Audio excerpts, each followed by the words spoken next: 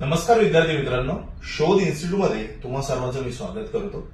मित्रांनो, अभ्यास करत असताना प्रकर्षाने एक मुख्य परीक्षा पॉइंट ऑफ व्ह्यू चर्चा चालू होती आणि ही चर्चा करता काही गोष्टी ह्या समोर आल्या.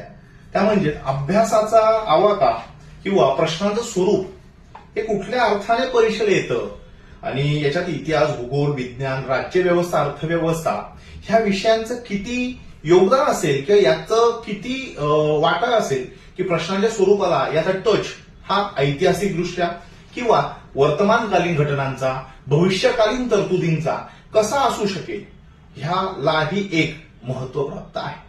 मग स्पर्धा परीक्षेची जोड ही चालू असणाऱ्या पाठ्यक्रमापासून करावी. होऊ घातलेल्या वर्तमानकालीन चालू असलेल्या पाठ्यक्रमापासून आणि वर्तमानकालीन घटनांची सांगड ही स्पर्धा परीक्षेतील प्रत्येक विषयाशी करावी लागते. मग असं म्हटलं की हे काही अशी पुस्तकं हाताशी मिळतात. यात एक प्रश्न असा आलेला आहे 2021 साली प्रश्न आलेला आहे. हा याच्यात म्हटलंय वुमन एम्पॉवरमेंट. ओके, महिला सक्षमीकरण. ठीक आहे, हा सर्वसमावेशकतेच्या तत्वाचा ज्यावेळेस आपण 10व्या योजनेमध्ये समावेशन करून घेतलं तिथपासून सुरू झालेलं समावेशनाची प्रक्रिया. या पॉइंट ऑफ व्ह्यू भूगोल म्हणजे तिथला सामाजिक भूगोल, अर्थशास्त्र आणि अर्थव्यवस्थेतला आलेल्या लोकसंख्येचा दृष्टिकोन, यालाही जोड आहे इतिहासाची. बघा झालं, यालाही जोड आहे इतिहासाची. विज्ञानही थोडंसं कनेक्ट करूनच ठेवा, कारण की महिला सक्षमीकरणामध्ये आरोग्य हा घटक सुद्धा आहे. पुढचं म्हटलंय की गिग इकॉनॉमीची भूमिका स्पष्ट करा. आता गिग कामगार म्हणजे काय? तेच रे झोमॅटो, टोमॅटो, उबेर, ओला आणि आता नवीन आलंय ते म्हणजे झेप्टो.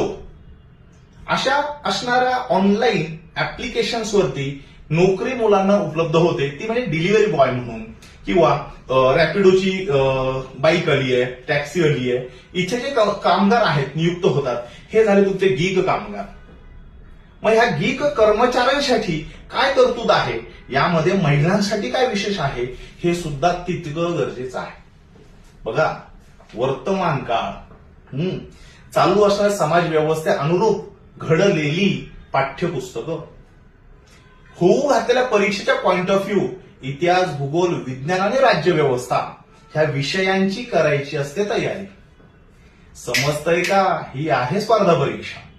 तर योग्य दिशादर्शन हे तितकं तुम्हाला आम्ही इथे उपलब्ध करून दिलंय. मित्र हो, लवकरच भेट द्या. नवीन बॅच करिता प्रवेश सुरू झालेत. हो, तुमचं स्वप्न आम्ही साकार करण्यासाठी सहाय्यभूत ठरणार. सेवेमध्ये कायम आहोत. धन्यवाद.